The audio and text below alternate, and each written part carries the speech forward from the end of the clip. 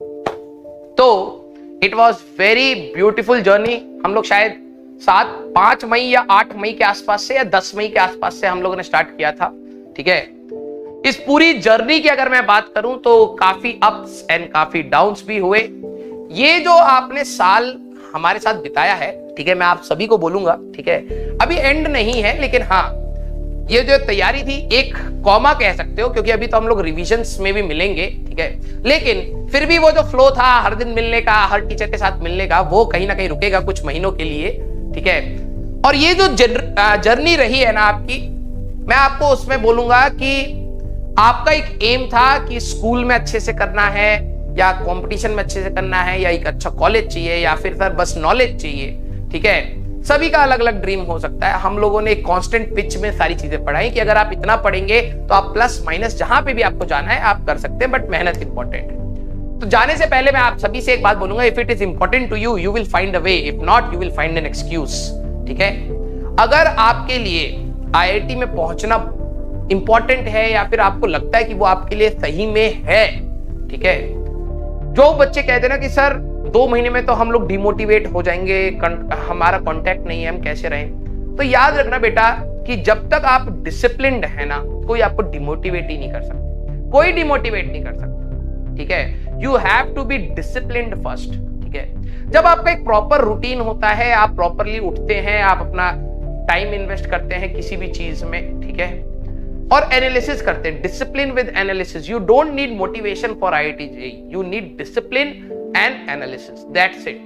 ठीक है, अगर आप एक मीडियोकर हैं, वीक हैं, जो जैसे भी बच्चे, तो आपका इस डिसिप्लिन का कंटेंट कितना है कि आप कितने डिसिप्लिन है और एनालिसिस कितनी अच्छी रखते हैं, वो आपकी रैंक डिसाइड करेगा। अगर आप इधर उधर भागेंगे तो मैं आप सभी को बताऊंगा कि आखिरी में आपको एक्सक्यूज फाइंड करना पड़ेगा कि क्यों नहीं हुआ। रीजन आपको पता होगा लेकिन आप दूसरों को सिर्फ एक्सक्यूज बताएंगे।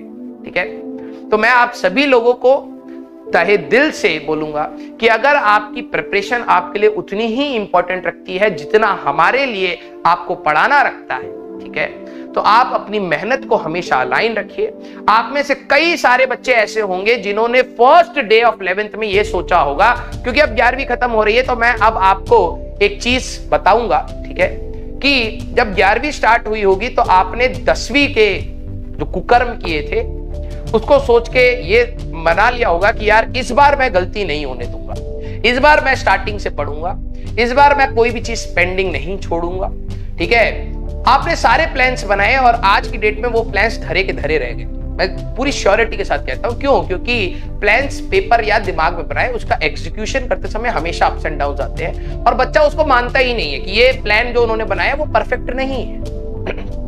जो बच्चा ये जानता है कि ups and downs are the part of the plan और किसी तरीके से डिसिप्लिन में रह के मुझे उस प्लान को एग्जीक्यूट करना है, कभी नहीं हो पाएगा, कभी हो पाएगा, लेकिन हाँ, कोशिश ये करनी है कि वो प्लान थ्रू आउट एग्जीक्यूट हो, वो सक्सेसफुल जल्दी बन जाएगा। आप भी बनेंगे, लेकिन हो सकता है आपको टाइम लगे उस चीज को समझने के लिए। ठीक है, तो कई सारे बच्चों ने 11वीं में कई सारी चीजें गवाई भी होंगी।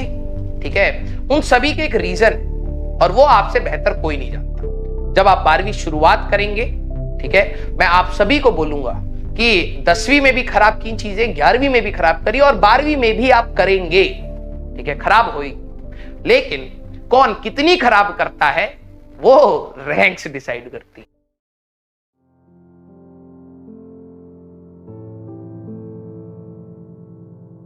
मैंने तुमको चाहा, तुमसे प्यार किया, कुछ सोचा ना समझा, प्रेम का रोग लिया, बन गई जोगन मैंने प्रीत का रोग लिया, कुछ सोचा ना समझा, प्रेम का रोग लिया, परदेसी मेरे यारा,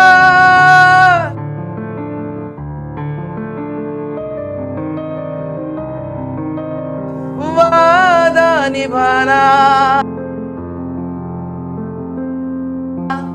मुझे याद रखना, कहीं भूल न जाना, परदेसी परदेसी जाना नहीं, मुझे छोड़ के